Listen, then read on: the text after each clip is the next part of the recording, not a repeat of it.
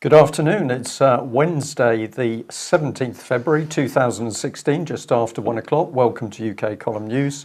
I'm your host, Brian Gerrish. With me in the studio, Mike Robinson. We also have a guest with us. Well, we're delighted to say that we are now just about operational in our new location. And although you may see a few minor differences on screen today, the studio is completely different from our old studio, and we're going to be able to do some very exciting things here. More on that over the coming days. We'll just say apologies for the slight delay in the programme. Apologies for the slight technical delay. We'll add that obviously the weather hasn't improved in the new location. It's quite horrific here in Plymouth today. The rain hammering down. So if you're enjoying a bit of brightness in Norfolk or just a bit of gentle overcast weather in Pembrokeshire, you're doing quite well. Well, we're probably back online at just the right time because we're seeing extraordinary things unfold worldwide and of course in UK, and much of that relating to the immense progress of the European Union. But you're going to start us off, Mike, with Syria. Because obviously over the last few days, the conversation, since we have been on air, in fact, the conversation, a lot of it has been dominated by the bombing of the Médecins Sans Frontières hospital in Syria. So MSF reporting here that the attack occurred. There were 25 members of staff in the hospital. 5 staff members have been confirmed killed. 3 were recovered from the rubble with injuries. And the death toll at the time of publication of this, which was a couple of days, the update was yesterday, the death toll was 11 and likely to rise. Now, of course, unsurprisingly, perhaps Russia was getting the blame for these 2 missile attacks. The 2 attacks came within minutes of each other. Russia, of course, denies this. The Independent here pointing that out. And this is Russia's spokesperson, Peskov, who gave a conference call with journalists, and he basically said that the people who make accusations such as this should do as Moscow does and rely on primary source information. Their primary source information is the Syrian government. But he said, we categorically reject such claims, even more so because each time those who make such claims prove unable somehow to corroborate their unsubstantiated accusations. Now, I have to say that MSF seems very unlucky with their hospitals. None of the previous bad luck has been the result of Russian bombings, though. But it is interesting that they would choose to keep the location of this particular hospital secret. Brian, to avoid being bombed. To avoid being bombed. This is being. FP is claiming this as an exclusive. So this is Foreign Policy magazine, and they're saying that the MSF kept the location secret. Surely, if you're in a bomb zone somewhere that's being attacked by bombs, you would paint a big sign on the roof saying this is a hospital. Well, of course, military vehicles have the Red Cross on them for that specific purpose. In most cases, of course, if you attack these sorts of targets, it's going to do you harm. So this is not logical. Indeed. So anyway, MSF, as I say, pretty unlucky. In January, it was Saudi Arabia causing the trouble, and that was being done in Yemen. They were pointing out that they'd been attacked 4 times in less than 3 months.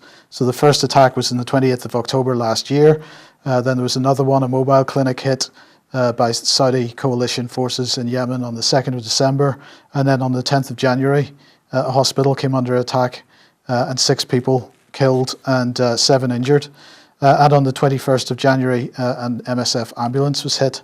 So they're not really having much luck. And of course, aside from Saudi Arabia, the only Western or the only sort of mainstream government power that has absolutely been confirmed to have bombed Médecins Sans Frontières hospitals is the United States. And that was in Afghanistan on the 3rd of October last year. That killed 3 staff and 30 civilians. And so you've got to ask, Brian, what is going on with Médecins Sans Frontières that they in particular are being targeted? Well, I think we're allowed to say they're clearly being used for political purposes. They are not just there for the health and the welfare of people on the ground. There's another political agenda going on in the background. I think there's no doubt about that. Yeah. Okay. But sticking with Syria then, this is again Foreign Policy magazine. Syria ceasefire brings Turkey closer to war, and so what we seem to be seeing is because Russia and the Syrian government really subverting the Western agenda here, we're seeing a clear intention to expand the war, make it a more general war. It's already known that Turkey and Saudi are working towards boots on the ground, and in fact, although it's not fair to say that there's no opposition within Turkey, because the Turkish opposition parties are absolutely against this. The Republican People's Party, they've said they are against all decisions to plunge Turkey into war, and their leader said Turkey should not lend armed support to jihadist groups within Syria. So they're coming out and absolutely suggesting that their own government are providing arms and support to ISIS and others. Then the Nationalist Movement Party, another opposition party, said if a military operation is being planned in the name of executing or assisting global projects and cooperation is being forged with Saudi Arabia to that effect, the results could be terrible. It could lead to unimaginably grave consequences. And he went on to say Turkey will not be proxy to execute scenarios of violence and atrocity drafted in foreign capitals. So again, even the Turkish opposition parties recognizing what the source of this war is. It's not Syria, it's not the Middle East, it's the West, basically. It's the West with help from the Saudis. And of course, we had over the weekend the Saudi foreign minister saying, well, our money has been misused. We haven't actually funded terror. We haven't been funding ISIS. It's some naughty person has misused our money. Oh, well then. Okay. There we go. There we go. And Turkey, the Turkish government, of course, absolutely in the pockets of the Western powers. And they are now working towards opening a second front with Russia in the Ukraine. This article here is the first, talking about the first in a series of meetings to be held this year, building a, quote, strategic alliance and so this meeting was between the Turkish Prime Minister and the Ukrainian President. And the Turkish Prime Minister said that basically Russia is a terrorist organization. And he charged Russia with invading Iraq, Georgia and Syria, and therefore they've got to be dealt with. Well, I shouldn't laugh because it's so serious, but of course the whole problem is that Russia's policy in Syria is working. UK and the US have been now forced on the sideline, so all they can do is throw abuse at President Putin and the Russians, Mike. Right. And well, this is a theme in some of the other news that we've got today. Indeed, and it shouldn't be forgotten, of course, who is a key placeman in the Ukraine, in Odessa, in fact, and that's Mikhail Saakashvili, ex-Georgian president and George Soros frontman. We'll be talking about Soros in a minute. And of course, in 2008, when he was deployed to start the South Ossetian war against Russia, he said, and I quote, "We are the fighting ground for a new world war." So this man is off his head. He has been off his head for years, and he is in a key position to exist with creating exactly that, particularly if Turkey and Ukraine start to sort of attempt to poke a stick in at Russia. Yeah. So everything is being stoked up at the moment. Absolutely. And I just wanted to highlight this article from New Eastern Outlook. Operation Barbarossa II, American occupation of Europe intensifies. Don't agree with everything that's in the article, but the points are quite interesting because Christopher Black here is talking about Operation Barbarossa, which of course was the Nazi takeover of Europe. And he's basically just drawing some parallels with the current situation. It is an interesting map, is it not? Well, of course, many people say if you follow the origins of the EU, you go back to the end of the Nazi regime. And this is one of the things that people like Christopher Booker, Richard North, Dave Barmby, who was with us recently, are all pointing out that when we go back to the political origins, you're coming back to the end of the Nazi era and the start of the new Europe. Well, so to be expected, I think. Well, one of the key points Christopher Black makes, of course, is that the NATO-Russia Founding Act, which was signed in 1997, stipulates that neither side can place forces on their respective borders. So NATO clearly in breach with that at the moment. Well, and have been for some time, Mike, plus the aggression of moving troops right up onto the Russian border. Okay, and of course, it's not just on the European front that we're looking at this expansion of sort of war drums, because now we've got Korea being used as a patsy in increased tensions with China. The United States sending more aircraft. They did this before Christmas, I think in January as well. Of course, this is all being couched in the language of North Korea, and we've got to do something about North Korea. So the US military planning to deploy 4 F-22s to the Korean Peninsula today, and no idea where they're staying, how long they're staying.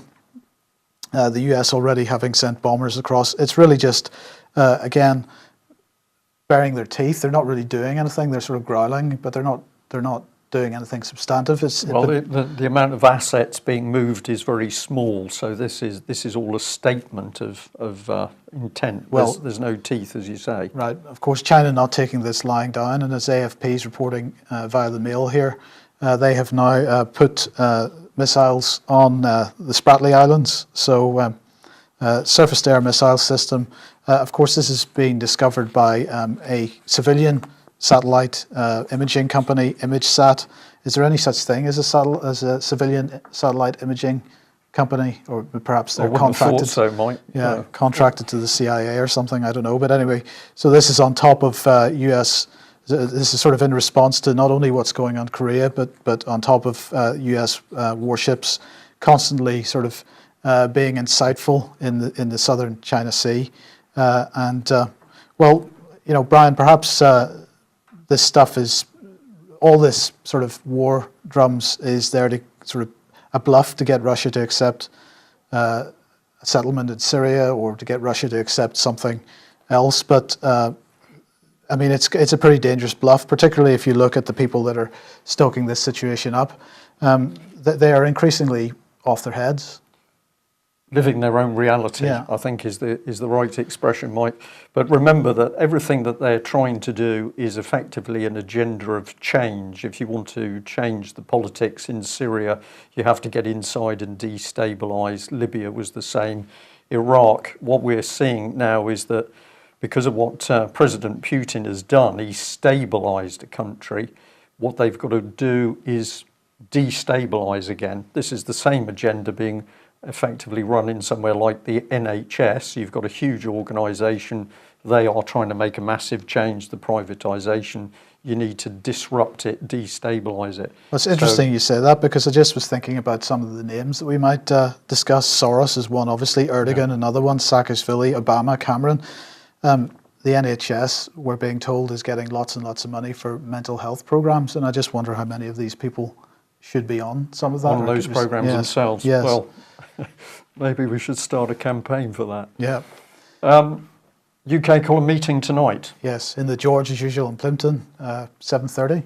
7:30. So if anybody is out there locally or within a distance to travel, please come along. We're not only interested, of course, in meeting new people, but we want to hear what you've got to say and what you're experiencing at the moment, particularly in UK. And just a reminder of Robert Stewart's talk in Frome on the 1st of March at 7:30 p.m. That's in Frome, which is Somerset, yes? Indeed, yes. So traditionally. Yes. please get along to that if you can. This is going to be an interesting discussion on the evidence which is there to demonstrate how the BBC lied over Saving Syria's Children documentary. That was BBC Panorama. Right, and this is, of course, a very important subject because the BBC forms just a massive propaganda organisation, and as the UK column is alone in saying BBC's charity, BBC Media Action, openly boasting of its ability to get in and help destabilise countries like Syria.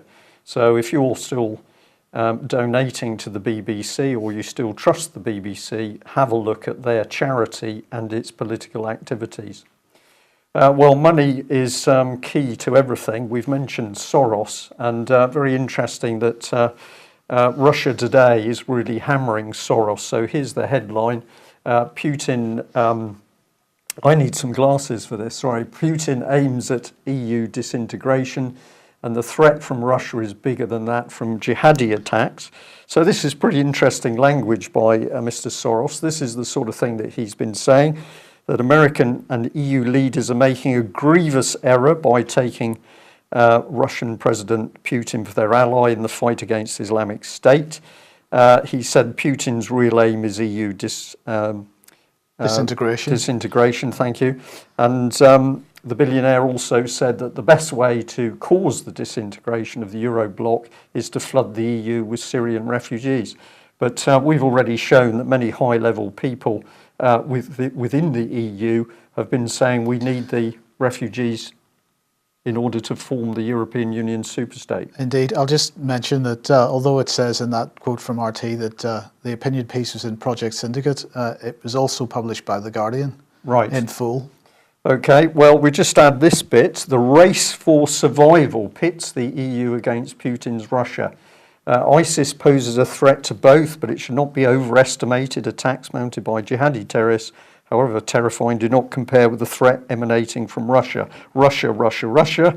It's a race against time, but he's obviously got a plan. Soros has obviously got a plan for Mr. Putin, because he says the Putin regime faces bankruptcy in 2017 when a large part of its foreign debt matures and political turmoil may erupt sooner than that. So this is Soros' open society, presumably openly boasting that they're going to get in and start a colour revolution. In Russia. And you're also picking up on Soros. Right. Well, this is Robert Bridge in RT again, and he's saying Soros seriously underestimates his audience by blaming Putin for the EU refugee crisis, and he's saying that the Soros article was, it was covered in Project Syndicate. It was also covered by The Guardian. He's saying that Soros's argument comes down to this: Putin's decision to launch a military offensive in Syria was not to halt the encroachment of Islamic State, the most despicable gang of terrorist thugs to set foot on the world stage, but primarily as a means of dividing Europe. Unsurprisingly, this line of rubbish failed to hoodwink the overwhelming majority of readers, which Soros apparently believes are too ignorant to connect the dots between Syria, Russia and Europe. Indeed, it was sheer entertainment perusing The Guardian's reader comments section following the article, which proves Soros seriously underestimates his audience's grasp of geopolitical issues. My personal favourite anti-Soros jibe came courtesy of Peter Whitelaw, who wrote, "We've been bombing the Middle East off and on for almost 30 years. Russia does it for 2 months, and they're the biggest threat ever. If we're not bombing the Middle East countries, then we're selling arms to them so they can do the bombing instead of us." So and he goes on to comment further on that. Do have a look at this, because it is an interesting piece. So he certainly doesn't believe that that Soros managed to pull it off, as it were. No, and if there's anybody out there not familiar with George Soros, do your own investigation. Have a look on the internet, Open Society, and look at the amounts of money that George Soros boasts that he can bring to the table to help introduce his form of what he calls democracy. So you're talking of a minimum of $2 billion that he's happy to declare with open democracy. Vast amounts of money. And of course, these are all the cells, Mike, that have been used to foment the colour revolutions. We'll be coming on to banking a little bit later, but it's all beginning to fit that the people driving international, European and UK politics all linked to the banks. Well, a man who hasn't been shy of standing forward on this issue is Ken O'Keefe, and he's recently done an interview for Russia Today in which he was happy to say live that President Obama should be tried for treason. And I think our reply to that is well done, Ken, for being outspoken. We would say exactly the same thing about David Cameron. Should certainly be brought into a court and tried for treason because, as we can see day by day, David Cameron not only fomenting unlawful wars overseas, but also dismantling UK and the constitution of UK. Well, just have a look at some of the things that Ken O'Keefe said. If you really want to know the truth about the invasion in Iraq, then there are certainly incentives. Securing oil was one of them. But he says far less talked about really is Israeli plans for the balkanization of surrounding countries, and particularly Iraq. And he then goes on to talk about a program of destabilizing all the areas surrounding Israel, including Syria, Lebanon, Jordan, Iraq, and even Egypt and Saudi Arabia. And the long-term goal is part of the Greater Israel Project. So the weapon is divide and rule. And if you can create chaos, of course, then you prevent these countries and nation states having proper foreign policy and forming relations. But in the interview, Ken O'Keefe also links it in and says that basically people are beginning to wake up to the reality of their enslavement by big money. And of course, George Soros would be part of that. Well, let's take a jump across to UK matters, and a few people have been asking me what has been happening with Beechwood child abuse whistleblower Melanie Shaw. Melanie has been back in court. I think she's actually in court in Nottingham while we speak, awaiting sentencing on a variety of charges, mainly harassment, that have been levelled at her since she left prison. Melanie is extremely worried at the prospect of being sent back to prison, but it looks as though the possibility is that she will be given some form of suspended sentence. But we're literally waiting to hear from her at any time now as to what the outcome of that case is. Remember, of course, that Melanie Shaw, very brave, stepped forward to talk about not only her own abuse, but that of other children within the Nottingham Beechwood children's home. That then led to the so-called Operation Daybreak, an investigation by Nottingham police. All was going well until Melanie discovered, of course, that Nottinghamshire police were lying over investigations which they claimed they'd carried out. Clearly they had not. And it was at that point that the establishment turned on Melanie Shaw, and within a short space of time she's had her life wrecked, her child taken away from her, and ultimately put in prison after a number of court cases with no proper representation or jury. Now, what is the significance of all of these events around child abuse? Well, this headline gives us part of the clue, because during one of the trials for Melanie Shaw, the judge claimed that Operation Daybreak was simply a conspiracy theory. And we've recently had the Metropolitan Police apparently claiming that Operation Midland, the investigation into high-level paedophiles, simply didn't exist. So we'll remember this lady who has been hauled through the coals, as it were, simply for being a victim and having the bravery to speak out. Why is the establishment so frightened? Well, let's bring in the Daily Mail, because we've got a very interesting headline that the MI5 chief's family have blasted the Met for refusing to discuss child abuse probe with them, and even claiming the inquiry didn't exist. Remarkable similarity there, Mike, that just a coincidence, no, these inquiries were set up, but they don't actually exist.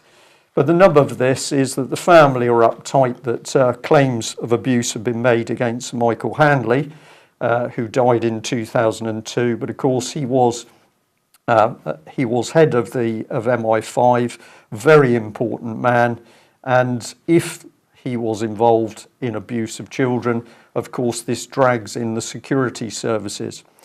Well, we just digress slightly, but we will bring you back to this theme of the significance of child abuse. Let's switch to this, and this is another Daily Mail report where an American firm is boasting that they've now got a robotic ship which is capable of going to sea for long periods of time to hunt diesel-electric submarines.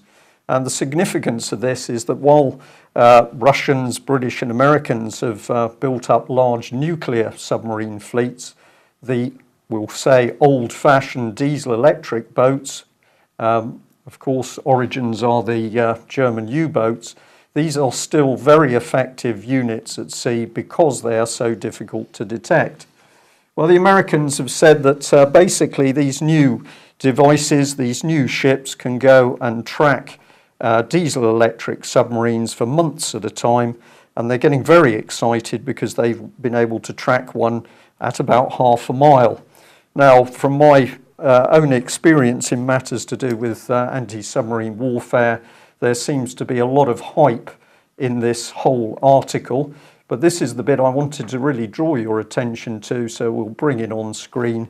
The bogeyman, because in the article it stresses that naughty President Putin, Mike, has been selling diesel-electric submarines to buoy up its shipyards, triggering what some are calling an undersea arms race.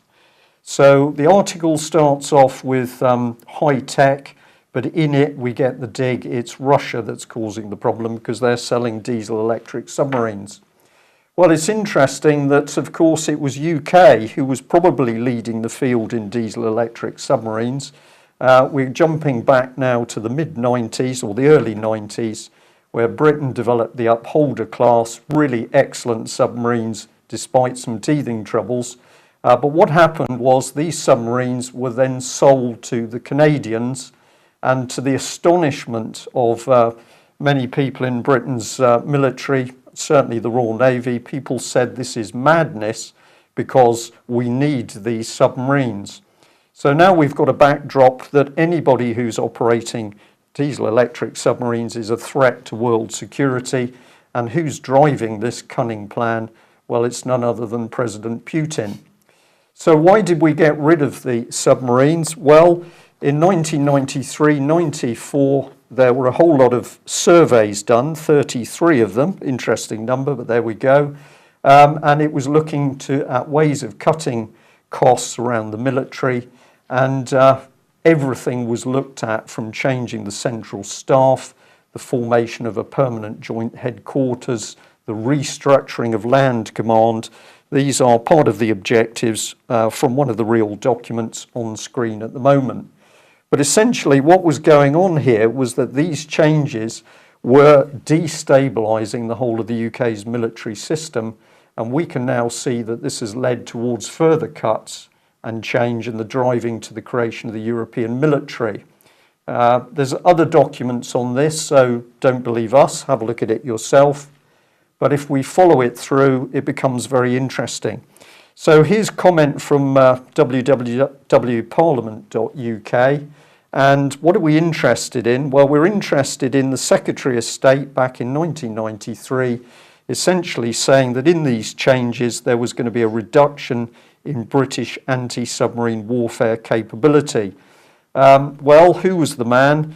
It was none other than Mr. Rifkin, later to resign in disgrace because he was apparently trying to do dirty deals with Chinese corporations.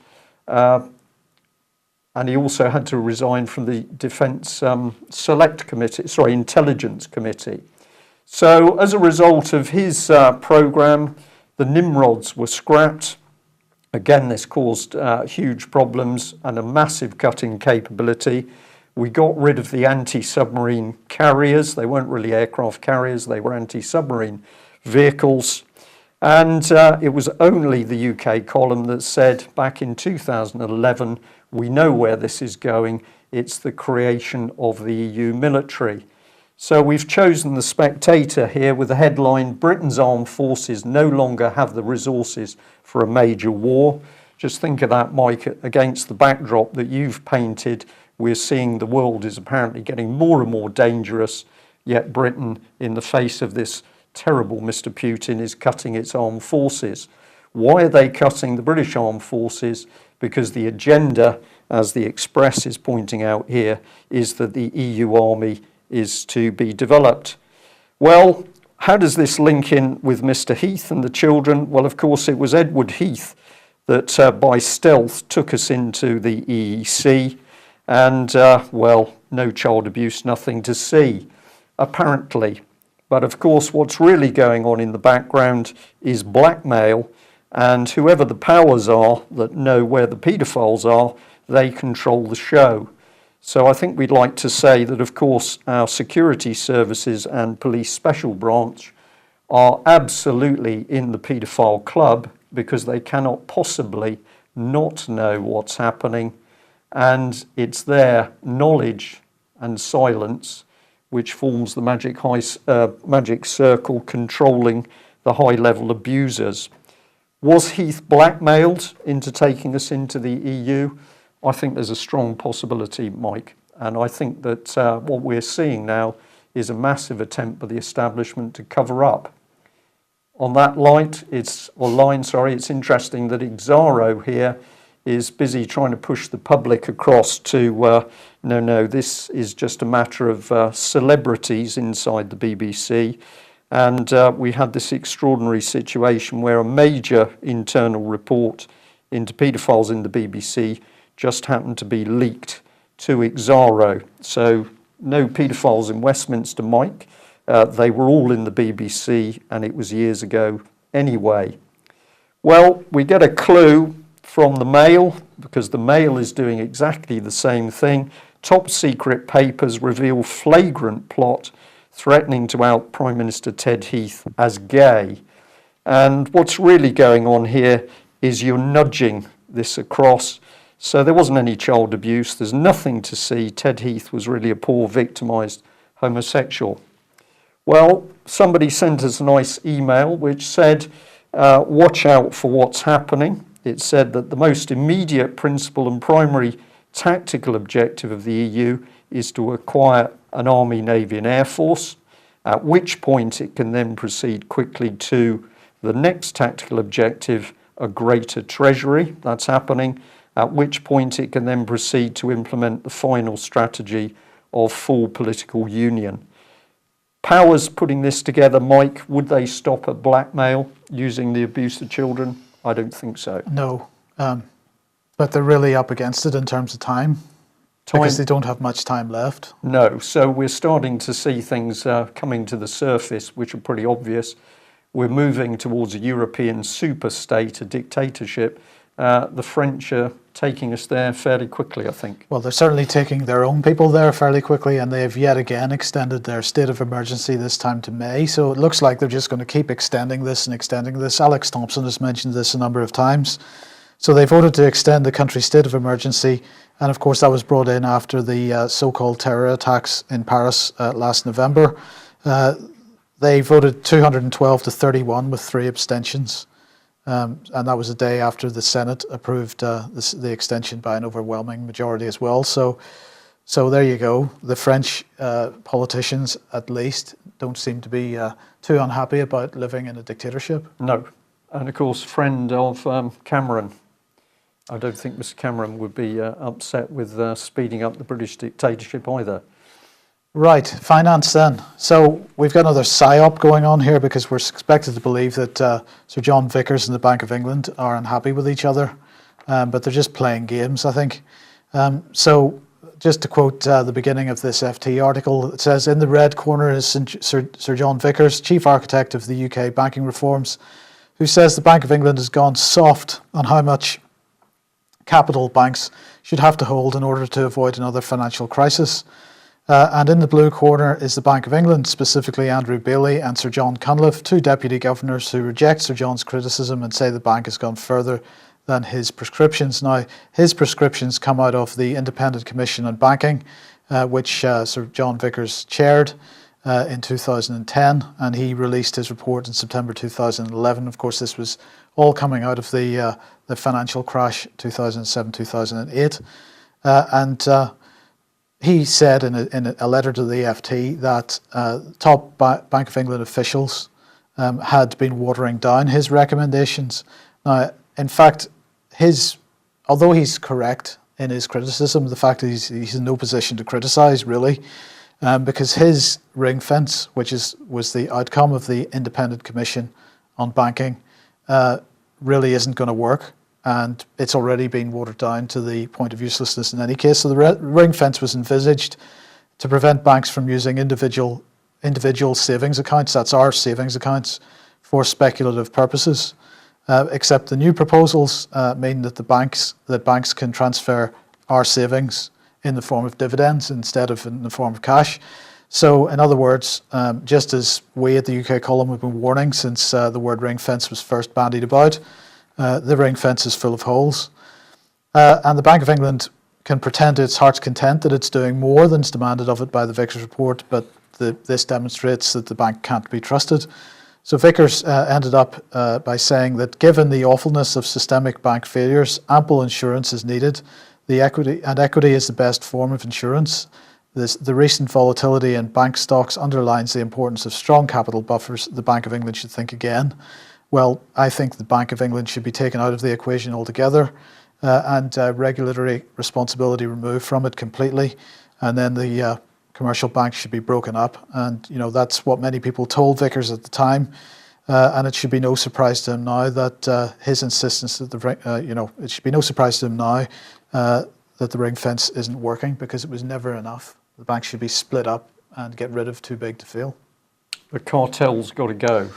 Which indeed is exactly what a new incumbent at the Federal Reserve Bank seems to be saying. So this is the Washington Examiner reporting this, and they're talking about Neil Kashkari, who is the new president of the Federal Reserve Bank of Minneapolis, and he said in a speech on Tuesday that the Federal Reserve need to give serious consideration to a range of options, including breaking up large banks into smaller, less connected, less important entities. He didn't mention the words Glass-Steagall, of course, but nonetheless, that's what he's talking about.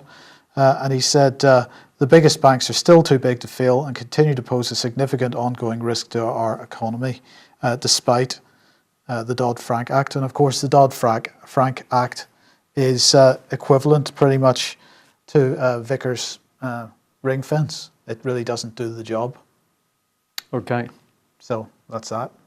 All right, well, that brings us to the end of our first UK column news from the new studio. A very interesting experience it's been. We'll just say, though, that Justin Walker from the British Constitution Group has been on the road extremely early this morning to get down to London. He's been meeting up with some of the financial advisors to Jeremy Corbyn. And what's on the table for discussion is the Bradbury Pound.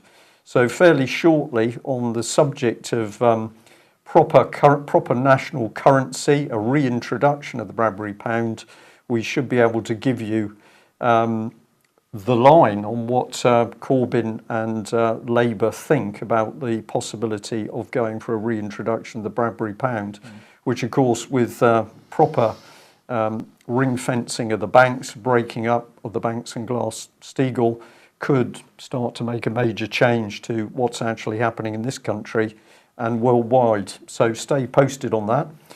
Lastly, we'll just give a big thanks to all the people that helped us in our move.